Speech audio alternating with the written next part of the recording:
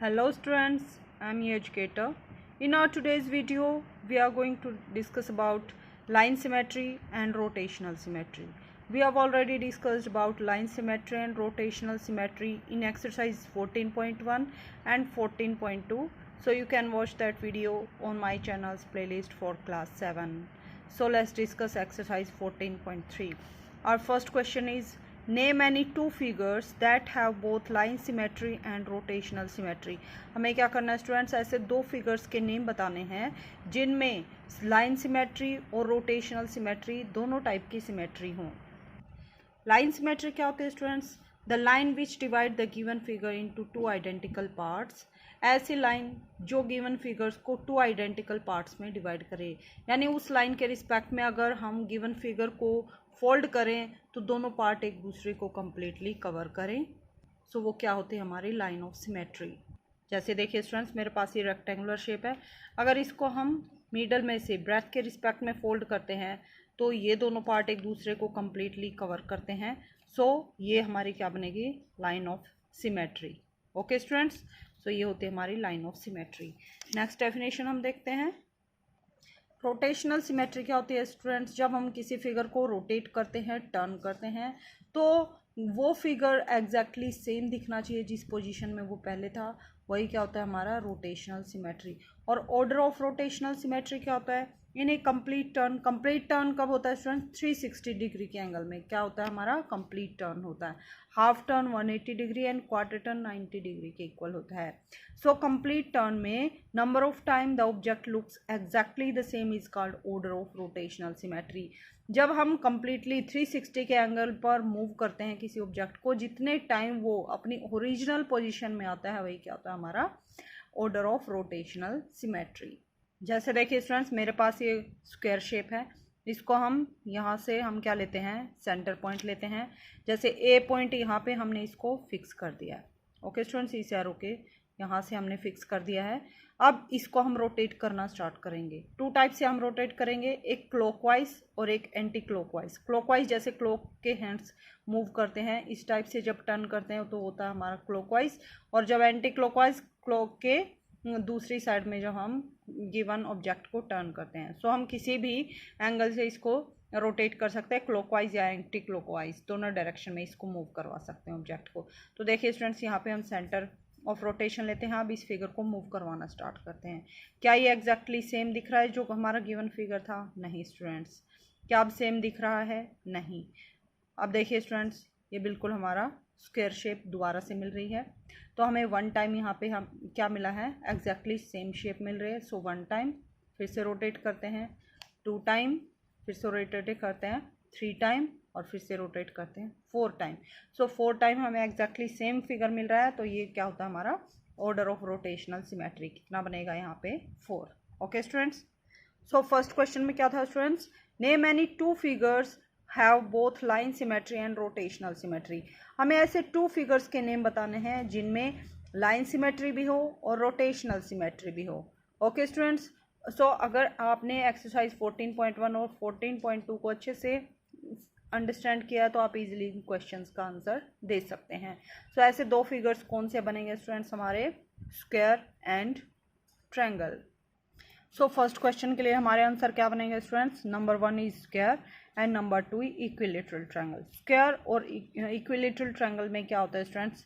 Both type की line of symmetry होती है. बोथ टाइप की सिमेट्री होती है, लाइन सिमेट्री भी एंड रोटेशनल सिमेट्री भी. कैसे? देखिए स्टूडेंट, जैसे मेरे पास ये स्क्वायर शेप है. स्क्वायर को किस टाइप से हम फोल्ड करें कि टू गिवन पार्ट्स एक दूसरे को कम्प्लीटली कवर करें? सो देखिए स्टूडेंट्स, इसको अगर वर्टिकली हम फोल्ड करते हैं तो कम्प्लीटली एक दूसरे को कवर करते हैं, तो ये हमारी क्या बनेगी? Line symmetry. ओके स्टूडेंट्स, इस टाइप से हॉरिजॉन्टली इसको फोल्ड करेंगे तो भी कम्प्लीटली एक कवर करेंगे बोथ पार्ट, तो ये भी हमारी क्या बनेगी? Line symmetry. और इसको डायगनली भी हम फोल्ड करेंगे तो भी देखिए स्टूडेंट्स, बोथ दो टाइप के ट्रायंगल मिलेंगे हमें, एक दूसरे को कम्प्लीटली कवर करेंगे. और इसी टाइप से सेकंड डायगोनल के रिस्पेक्ट में फोल्ड करेंगे तो भी दोनों पार्ट एक दूसरे को कम्प्लीटली कवर करेंगे. सो ये एक ऐसा फिगर है जिसमें लाइन सिमेट्री है.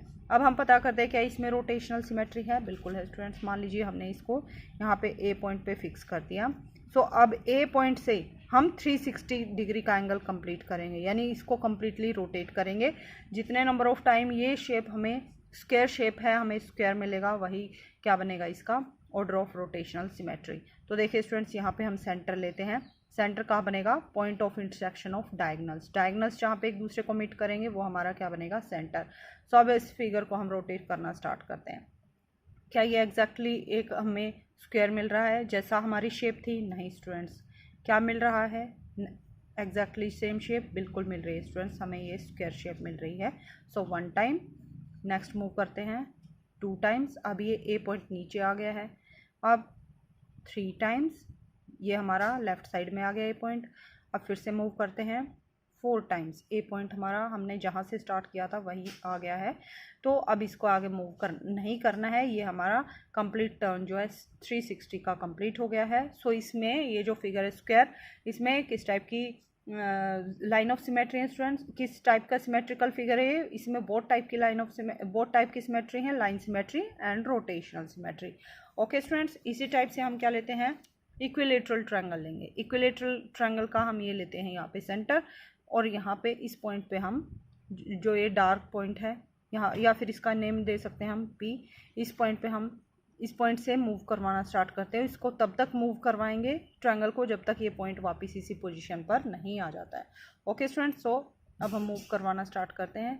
क्या ये फिर से हमें ट्रायंगल मिला है? नहीं स्टूडेंट्स, वैसा ही ट्रायंगल हमें दिखना चाहिए स्टूडेंट्स जैसा ये पहले ओरिजिनल पोजीशन में था। क्या ये ट्रायंगल बनेगा स्टूडेंट्स? नहीं। क्या अब ये ट्रायंगल है? बिल्कुल सेम शेप है स्टूडेंट्स। तो ये हमारी क्या बनेगी? Rotational symmetry. अगेन फिर से हमारा क्या बन रहा है? सेम ट्रायंगल बन रहा है 2 टाइम्स, और फिर से हम टर्न करते हैं 3 टाइम। सो पी पॉइंट वापस वहीं पे आ गया है। अब हम इस फिगर को मूव नहीं करवाएंगे। सो 3 टाइम हमने इसको मूव करवाया ट्रायंगल को, इक्विलेटरल ट्रायंगल को। सो इसमें रोटेशनल सिमेट्री का ऑर्डर कितना है? 3। तो अब हम क्या देखते हैं, क्या इसमें लाइन सिमेट्री है? बिल्कुल है स्टूडेंट्स। क्या करते हैं हम? इसको जो पी पॉइंट है इसके मिडिल पॉइंट से हम यहाँ पे इसको फोल्ड करेंगे ट्रायंगल को। तो देखिए स्टूडेंट्स, ये 2 इक्वल पार्ट बनेंगे हमारे 1, 2, और दोनों पार्ट्स ने एक दूसरे को कम्प्लीटली कवर कर लिया है। सो ये क्या है? हमारी line of symmetry. Okay students, middle में से ये जो है हमारी लाइन ऑफ सिमेट्री। अब दूसरे कॉर्नर के रिस्पेक्ट में हम क्या करते हैं? वर्टिस से हम इसको फोल्ड करते हैं। क्या ये दोनों पार्ट एक दूसरे को कम्प्लीटली कवर कर रहे हैं? बिल्कुल कर रहे हैं स्टूडेंट्स। सो ये जो है हमारी लाइन, ये भी हमारी बनेगी लाइन ऑफ सिमेट्री। और थर्ड वर्टेक्स से फिर से इसको फोल्ड करते हैं ऐसे। तो क्या ये हमारी लाइन ऑफ सिमेट्री है? बिल्कुल है स्टूडेंट्स, क्योंकि दोनों पार्ट ने एक दूसरे को कम्प्लीटली ओवरलैप कर गए हैं, कम्प्लीटली कवर कर गए हैं। सो इस फिगर में हमारी लाइन सिमेट्री भी है और रोटेशनल सिमेट्री भी है। सो आंसर क्या बनेगा स्टूडेंट्स? स्क्वायर और इक्विलेटरल ट्रायंगल ऐसे फिगर्स हैं जिनमें बोथ टाइप की लाइन ऑफ सिमेट्री है। कौन कौन सी स्टूडेंट्स? लाइन सिमेट्री भी और रोटेशनल सिमेट्री भी। Okay students, now question number 2 is draw whether possible a rough sketch of a triangle with both line and rotational symmetry of order more than 1। क्या ऐसा triangle possible है student जिसकी rotational symmetry का order 1 से ज़्यादा है? यानी हम उस फिगर को रोटेट करें तो 1 से ज़्यादा टाइम वो फिगर हमें एग्जैक्टली सेम दिखाई दे। सो क्या ऐसा ट्रायंगल पॉसिबल है स्टूडेंट्स जिसकी रोटेशनल सिमेट्री का ऑर्डर 1 से ज़्यादा हो? तो बिल्कुल पॉसिबल है स्टूडेंट्स। ऐसा ट्रायंगल कौन सा है? हमारा इक्विलेटरल ट्रायंगल, जिसके बारे में हमने क्वेश्चन नंबर 1 में डिस्कस किया था। उसका ऑर्डर ऑफ रोटेशनल सिमेट्री कितना है? 3 है, जो कि मोर देन 1 है। सो इसका आंसर क्या बनेगा? हमारा इक्विलेटरल ट्रायंगल। सेकंड पार्ट को डिस्कस करते हैं। A triangle with only line of symmetry and no rotational symmetry of more than 1।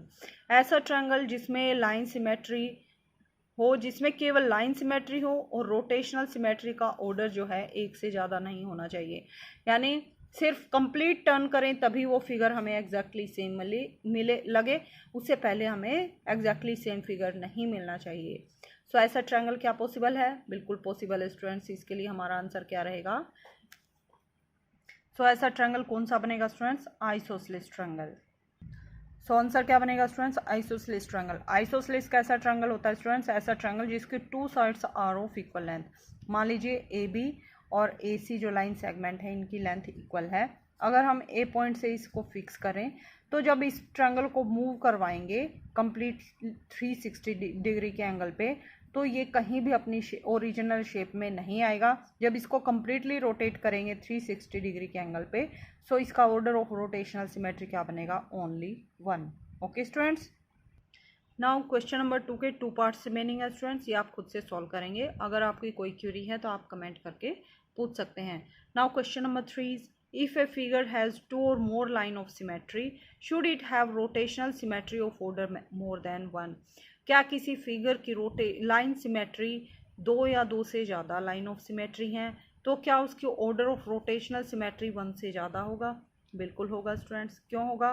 क्योंकि जब उसमें लाइन सिमेट्री एक से ज़्यादा है, 2 या 2 से ज़्यादा है, तो क्या होगा स्टूडेंट्स, उसको 2 या 2 टाइम्स उसको 2 टाइप से उसको जब फोल्ड करेंगे, अगर 2 लाइन ऑफ सिमेट्री है तो 2 टाइप से उस फिगर को फोल्ड करेंगे तो हमें एग्जैक्टली सेम हाफ्स मिलेंगे। कम्प्लीटली जो 2 पार्ट बनेंगे एक दूसरे को कम्प्लीटली कवर करेंगे, तो क्या होगा स्टूडेंट्स, उसका रोटेशनल सिमेट्री का ऑर्डर भी 1 से ज़्यादा होगा, क्योंकि जब उसको रोटेट करेंगे तब वो 1 से ज़्यादा टाइम हमें सेम फिगर देगा।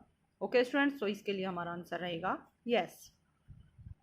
Now question number 4 is, fill in the blanks. यहाँ पे क्या गिवन है स्टूडेंट्स, शेप के नेम गिवन है। यहाँ सेंटर ऑफ रोटेशन यानी किस पॉइंट से उस फिगर को रोटेट करें, और ऑर्डर ऑफ रोटेशन, यहाँ पे हमें ऑर्डर ऑफ रोटेशन लिखना, और यहाँ पे हमें एंगल ऑफ रोटेशन को राइट करना है। सो देखिए स्टूडेंट्स, हमें ये जो ब्लैंक्स जो हमें कॉलम्स गिवन है इनको फिल करना है। तो फर्स्ट शेप हमारी कौन सी है स्टूडेंट्स, स्क्वायर। स्क्वायर में सेंटर ऑफ रोटेशन क्या बनेगा, यानी कहाँ से स्क्वायर को मूव करवाएं ताकि वो हमारा क्या बने, सेंटर ऑफ रोटेशन। देखिए स्टूडेंट्स, मेरे पास ये स्क्वायर शेप है। इस स्क्वायर को किस पॉइंट पर फिक्स करें जहाँ से हम इसको रोटेट करना स्टार्ट करेंगे। तो मैं क्या कर रही थी स्टूडेंट्स, यहाँ पे मिडल से इसको फिक्स कर रही थी और ऐसे हम इसको रोटेट कर रहे थे। सो ये जो मिडल पॉइंट है स्टूडेंट्स, ये किस चीज़ का मिडल पॉइंट है, कौन सा मिडल पॉइंट है? तो ये मिडल पॉइंट कौन सा है students, point of intersection of diagonals. ये जैसे हमारे ये क्या है, डायगोनल्स, अपोजिट वर्टिसेस को जब ज्वाइन करते हैं तो हमें क्या मिलता है, डायगोनल्स। सो जब एक हमारा ये डायगोनल है और एक हमारा ये डायगोनल है, 2 डायगोनल्स हैं, और इन दोनों डायगोनल्स का जहाँ पे ज्वाइन करते हैं वो क्या होता है, हमारा पॉइंट ऑफ इंटरसेक्शन। सो यहाँ पे सेंटर ऑफ रोटेशन हम क्या लेंगे, point of intersection of diagonals. Okay students, so ये जो हमारा कॉलम है सेंटर ऑफ रोटेशन, मतलब कौन सा फिक्स पॉइंट लें जहाँ से हम रोटेट करना स्टार्ट करेंगे। तो इस कॉलम में हम क्या फिल करेंगे students, point of intersection of diagonals. Diagonals का पॉइंट ऑफ इंटरसेक्शन हम लेंगे as centre of rotation. Okay students, next हमें बताना है ऑर्डर ऑफ रोटेशन, यानी कितने टाइम हम शेप को मूव करवाएं ताकि हमें एग्जैक्टली सेम फिगर मिले। मान लीजिए स्टूडेंट्स, हमने ये जो हमारा स्क्वायर शेप है इसको यहाँ पे फिक्स कर दिया, ए पॉइंट को हमने यहाँ पे नोट किया है। अब ए पॉइंट जब हमारी इस एरो की पोजीशन पर नहीं आता तब तक हम इस फिगर को मूव करवाएंगे और चेक करेंगे कितने टाइम हमें सेम फिगर मिलेगा। तो देखिए students, point of intersection of diagonals हम क्या लेंगे, सेंटर। अब सेंटर के रिस्पेक्ट में इसको मूव करवाएंगे और हमें सेम शेप का स्क्वायर मिलना चाहिए। तो क्या ये सेम स्क्वायर है? नो स्टूडेंट्स, क्या ये सेम स्क्वायर है? बिल्कुल है स्टूडेंट्स, ये हमें एग्जैक्टली सेम फिगर मिल रहा है। कितने टाइम है स्टूडेंट्स, 1 टाइम। ए पॉइंट हमारा बिल्कुल राइट साइड में आ गया। फिर से मूव करवाते हैं स्टूडेंट्स, ये हमें 2 टाइम्स सेम फिगर मिलेगा। अब फिर से मूव करवाएंगे 3 टाइम्स और फिर से मूव करवाएंगे 4 टाइम्स। सो 4 टाइम हमें एग्जैक्टली सेम फिगर मिल रहा है। सो ऑर्डर ऑफ रोटेशन क्या बनेगा हमारा, 4। नेक्स्ट हमें क्या बताना है स्टूडेंट्स, एंगल ऑफ रोटेशन, यानी किस एंगल से हमने इस फिगर को मूव किया स्टूडेंट्स। सो आपने इसको नोट किया होगा। तो स्टूडेंट्स देखिए, यहाँ पे हम फिक्स करते हैं, ए पॉइंट जब हमारा ऊपर था, ऊपर से अब इस पोजीशन पे आएगा। देखिए स्टूडेंट्स, यहाँ पे लेफ्ट साइड में पहले हमारा ऊपर था, अब हमारा लेफ्ट कॉर्नर पे राइट कॉर्नर पे आ गया है। सो यहाँ से जब कहाँ पे आया हमारा पॉइंट, यहाँ आया। सो ये जो 2 लाइनें हैं इनके बीच में कितने डिग्री का एंगल बन रहा है स्टूडेंट्स, 90 डिग्री का एंगल बन रहा है। ओके स्टूडेंट्स, जिसको हम इजीली देख सकते हैं। सो इस फिगर को कितने एंगल से रोटेट कर रहे हैं हम, 90 डिग्री से। अब देखिए 90 डिग्री का एंगल है, फिर से हम मूव करवाएंगे। यहाँ पे था हमारा पॉइंट, फिर यहाँ पे आ गया नीचे की तरफ डाउन साइड में, फिर से 90 डिग्री का एंगल, फिर से मूव करवाएंगे। अब ये पॉइंट हमारा लेफ्ट साइड में आ गया, फिर से 90 डिग्री का एंगल, और अगेन मूव करवाएंगे, फिर से 90 डिग्री का एंगल। ओके स्टूडेंट्स, सो किस एंगल से हमने इसको रोटेट किया है? 90 डिग्री के एंगल से। ओके स्टूडेंट्स, नेक्स्ट फिगर हमारा कौन सा है? रेक्टेंगल। रेक्टेंगल का सेंटर ऑफ रोटेशन क्या बनेगा? सेम बनेगा students, point of intersection of diagonals. So इसके लिए हमारा सेम आंसर रहेगा। और ऑर्डर ऑफ रोटेशन और एंगल ऑफ रोटेशन देखते हैं। सो देखिए स्टूडेंट्स, ये हमारे पास एक रेक्टेंगल शेप है, ए पॉइंट को हमने फिक्स किया है और एरो के बिल्कुल हमारे साइड में है ये ए पॉइंट। तो ए पॉइंट को हम कंप्लीट मूव करवाएंगे, कंप्लीट टर्न करेंगे 360 डिग्री के एंगल पे, तब तक 360 डिग्री के एंगल तक घुमाएंगे और चेक करेंगे कि कितने टाइम हमें ये सेम रेक्टेंगल मिल रहा है। तो देखिए स्टूडेंट्स, यहाँ पे हम क्या लेंगे? Point of intersection of diagonals. ये क्या हमारे डायगोनल्स का पॉइंट ऑफ इंटरसेक्शन को क्या लेंगे हम? सेंटर, और सेंटर से फिक्स करके इसको रोटेट करना स्टार्ट करते हैं। क्या है ये हमें सेम रेक्टेंगल मिल रहा है? नहीं स्टूडेंट्स। क्या ये सेम रेक्टेंगल है? बिल्कुल है स्टूडेंट्स। पहले ए पॉइंट हमारा अप था, अब बिल्कुल डाउन आ गया है, यानी इस टाइप से हमारी स्टैंडिंग लाइन बन रही है। सो ये हमारा कितने डिग्री का एंगल होता है स्टूडेंट्स? यहाँ से यहाँ तक जब हम मूव किया तो कितने डिग्री का एंगल बना स्टूडेंट्स? 180 डिग्री का। ओके स्टूडेंट्स, यानी 180 डिग्री के एंगल पर हमें सेम फिगर मिल रहा है। वन टाइम फिर से हम मूव करवाएंगे। क्या ये सेम रेक्टेंगल है? नहीं स्टूडेंट्स। क्या ये सेम रेक्टेंगल है? बिल्कुल है स्टूडेंट्स। अब एरो के बिल्कुल हमारे सामने क्या गया? ए पॉइंट। सो अब हम इसको फर्दर मूव नहीं करवाएंगे। सो कितने टाइम हमें सेम फिगर मिला? 2 टाइम। ओके स्टूडेंट्स, और कितने डिग्री के एंगल से हमने इसको मूव करवाया? 180 डिग्री के एंगल पे। सो ऑर्डर ऑफ रोटेशन कितना बनेगा स्टूडेंट्स? 2, और एंगल ऑफ रोटेशन कितना बनेगा students? 180 degree. Okay students, rhombus के लिए आप खुद से ट्राई करेंगे स्टूडेंट्स। अब हम देखते हैं इक्विलेटरल ट्रायंगल। इक्विलेटरल ट्रायंगल के लिए सेंटर ऑफ रोटेशन क्या बनेगा स्टूडेंट्स? जैसे देखिए हमारे पास ये इक्विलेटरल ट्रायंगल है। सो हम कैसे इसको सेंटर ऑफ रोटेशन लेंगे? तो पी पॉइंट से हम क्या लेते हैं स्टूडेंट्स? यहाँ पे परपेंडिकुलर डालते हैं। जो हमारा सेकंड जो इसके सामने वाला लाइन सेगमेंट है, इसको 2 इक्वल पार्ट्स में डिवाइड करता है, या फिर आप मीडियन भी ले सकते हैं। सो फिर सेकंड पॉइंट से और फिर थर्ड पॉइंट से। सो तीनों का पॉइंट ऑफ इंटरसेक्शन जहाँ पे ये हमारे तीनों लाइन सेगमेंट मीट करेंगे, यानी point of intersection of medians, ये क्या बनेगा हमारा इक्विलेटरल ट्रायंगल के लिए सेंटर ऑफ रोटेशन। और ऑर्डर ऑफ रोटेशन कितना बनेगा स्टूडेंट्स? इसको कितने टाइम मूव करवाएं कि हमें सेम फिगर मिले? अगर हम यहाँ पे फिक्स करते हैं और पी पॉइंट को ऊपर से मूव करवाना स्टार्ट करते हैं। सो देखिए स्टूडेंट्स, हमने क्या किया है? यहाँ पे एरो के साइड में हमने पी पॉइंट ऊपर की साइड लिया है। अब इसको कंप्लीट टर्न करवाएंगे जब तक पी पॉइंट हमारा ऊपर नहीं आ जाता। और यहाँ पे हम क्या लेते हैं? Point of intersection of medians को हम लेते हैं सेंटर ऑफ रोटेशन। अब क्या करते हैं? इस ट्रायंगल को मूव करवाना स्टार्ट करते हैं। क्या हमें सेम फिगर मिल रहा है? नहीं स्टूडेंट्स। क्या ये सेम फिगर है? नहीं। क्या ये सेम फिगर है? बिल्कुल सेम फिगर है। हमें दोबारा से इक्विलेटरल ट्रायंगल मिल रहा है। नेक्स्ट, क्या ये सेम फिगर है? बिल्कुल है स्टूडेंट्स, 2 टाइम्स, और ये हमें 3 टाइम सेम फिगर मिल रहा है। ओके स्टूडेंट्स, 3 टाइम जब हमने इसको रोटेट किया तो हमें सेम फिगर मिल रहा है।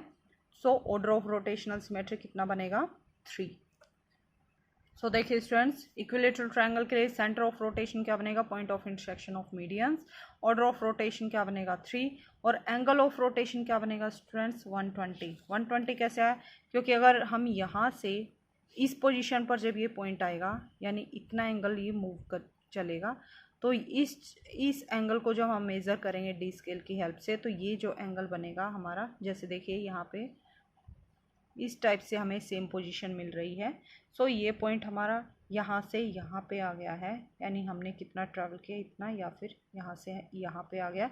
सो ये जो एंगल है ये कितने डिग्री का एंगल है स्टूडेंट्स? 120 डिग्री का। ओके स्टूडेंट्स, सो यहाँ पे एंगल ऑफ रोटेशन क्या बनेगा? 120 डिग्री। और आप क्या कर सकते हैं स्टूडेंट्स? टोटल जब हम फिगर को मूव करवाते हैं, कितने डिग्री के एंगल पर मूव करवाते हैं? 360 डिग्री के एंगल पे। और ऑर्डर ऑफ रोटेशन कितना है? 3। तो 3 से इसको डिवाइड करेंगे। 3 1 ज़ा 3, 3 1 ज़ा 3, 3 2 ज़ा 6, 0। सो 120 degree. So angle of rotation क्या बनेगा? 120 डिग्री। इसी टाइप से आप देखिए स्टूडेंट्स, यहाँ पे 90 डिग्री कैसे निकाल सकते हैं? 360 डिग्री को डिवाइड किससे करेंगे?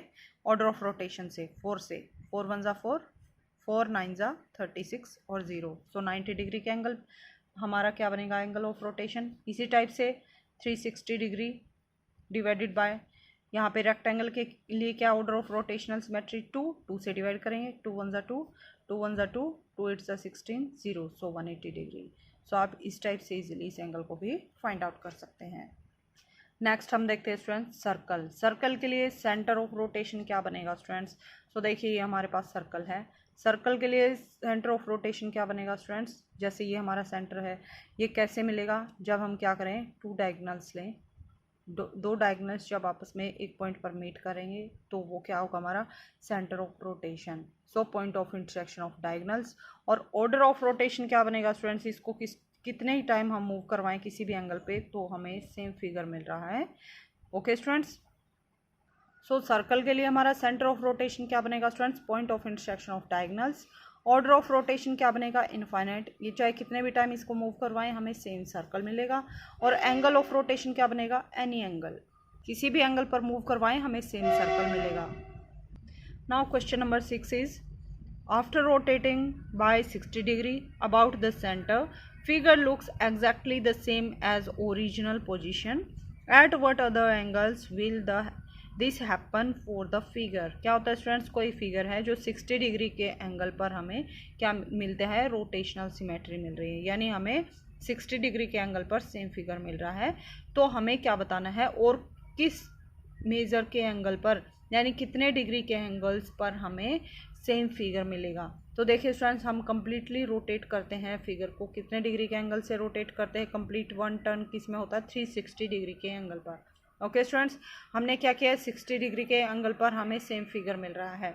ओके स्टूडेंट्स, सो फिर नेक्स्ट फिगर हमें सेम कब दिखाई देगा? 60 के मल्टीपल्स पर। 60, फिर से 60, 60 प्लस 60 120, फिर से 60 180, फिर से 60 240, और फिर से 60 300 और 360। ओके स्टूडेंट्स, हमें इन एंगल्स पर 60 के हमने क्या लिखे हैं? ये मल्टीपल्स। सो 60, 62 ज़ा 120, 63 ज़ा 180, 64 ज़ा 224, 240, 65 ज़ा 300 और 66 ज़ा 360। सो हमें क्या मिलेगा? 6 टाइम वो फिगर हमें सेम दिखाई देगा। सो 60 के क्या आएंगे? मल्टीपल। चाहे यहाँ पे कोई भी एंगल है स्टूडेंट्स, उसके मल्टीपल्स जो होंगे उन एंगल्स पर हमें क्या मिलेगा? सेम फिगर मिलेगा। बट हमें कितने डिग्री पर जाना है? सिर्फ 360 से आगे नहीं जाना है। Okay students, so last question of this exercise is, can we have a rotational symmetry of more than one whose angle of rotation is 45 degree and 70 degree? क्या हमें रोटेशनल सिमेट्री का ऑर्डर एक से ज़्यादा है तो क्या उसका angle of rotation 45 degree possible है और 17 डिग्री पॉसिबल है? तो हम क्या करते हैं स्टूडेंट्स, कंप्लीट टर्न करते हैं 360 डिग्री के एंगल से। तो हमें क्या बताना, रोटेशनल सिमेट्री का एंगल जो है 45 डिग्री पॉसिबल है। तो हम क्या करेंगे, 360 को डिवाइड करके चेक करेंगे 45 से। अगर ये इसको कम्प्लीटली डिवाइड करता है तो ऐसा एंगल पॉसिबल है, अदरवाइज नहीं पॉसिबल है। तो देखिए स्टूडेंट्स, यहाँ पे कट करते हैं। तो देखिए स्टूडेंट्स, 9 से कट करते हैं। 9 5 ज़ा 45, 9 4 ज़ा 36, 0, 5 1 ज़ा 5, 5 8 ज़ा 40। सो 8 के इक्वल आ गया, यानी कम्प्लीटली डिवाइड किया है। सो 45 डिग्री एंगल पॉसिबल है। क्या 360 डिग्री वो 17 डिवाइड करता है? नो स्टूडेंट्स, बिल्कुल भी डिवाइड नहीं करता है। सो 70 डिग्री पॉसिबल नहीं है। सो इसके लिए आंसर बनेगा नो, और 45 डिग्री के लिए हमारा आंसर बनेगा येस। सो स्टूडेंट्स, इसके साथ ही हमारी एक्सरसाइज 14.3 कंप्लीट होती है और हमारा चैप्टर 14 भी कंप्लीट होता है। हमारे नेक्स्ट वीडियो में हम चैप्टर नंबर 15 को डिस्कस करेंगे। That's all for today. If you like my videos, please like, share and subscribe my channel. Thank you.